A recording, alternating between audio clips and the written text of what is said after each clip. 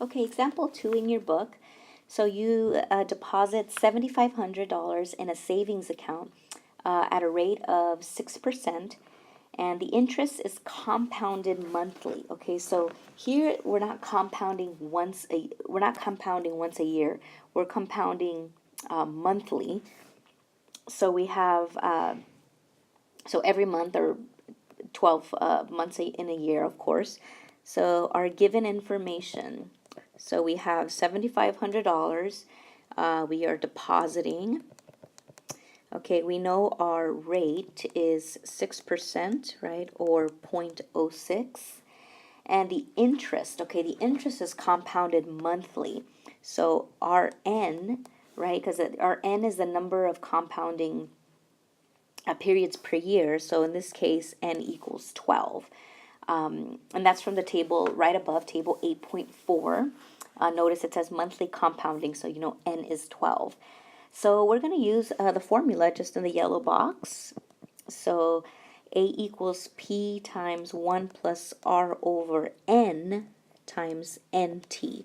Okay, so the new part here is the N, okay, because we're compounding not just once a year. In other words, they're going to calculate the interest every single month as opposed to calculating it one time and leaving that amount in there.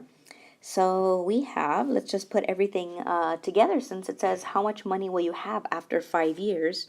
Well, we know T is going to be 5. So we're just, again, substituting information. So this is your deposit, 1 plus 0.06 divided by 12. And then we have NT, so my N is 12 and my T is 5. And let me see, we can simplify this a little. So I'm going to leave this alone, and then 12 times 5 is 60. So 7,500. And then if you take 0.06 divided by 12 in your calculator, and then add 1, you're going to get 1.005 to raise to the 60. Okay, and this is important. Okay, make sure, let's see, maybe I write it in pink. Make sure you calculate this first, okay, in your calculator, and then, right, do this second. Okay, don't do, let's see, maybe put it in blue.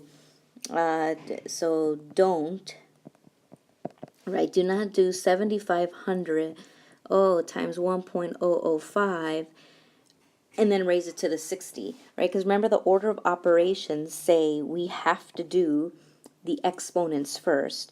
So let me just maybe write this a little bit clearer.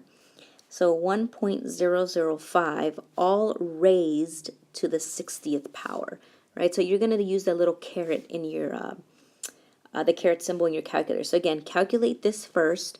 And so if we calculate it, we get 1.005, and then I'm inserting the caret raised to the 60, and I get this irrational number, this 1.34885. You don't have to write all that down.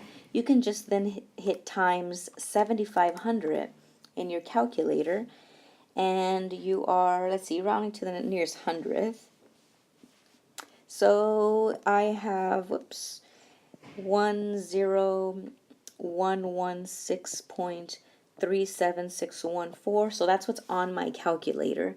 And let's see, I'm using a TI 30XS.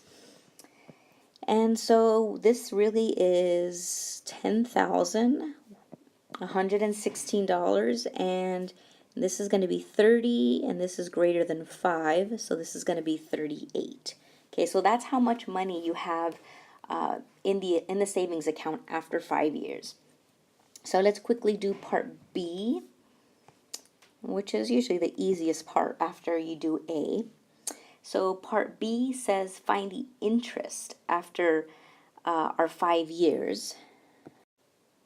And again, similarly to example 1, when you want to find the interest, well, I mean, what did we have in the bank Right now we have $10,116.38. Well, what did we start with? We started with 7,500, right? So the difference is going to give you your interest. So if you subtract these two, you should just get 2,616, right? So about $2,616.38. Again, not bad for just letting your money sit in the bank for 5 years. $2,000 is nice. So that's example two.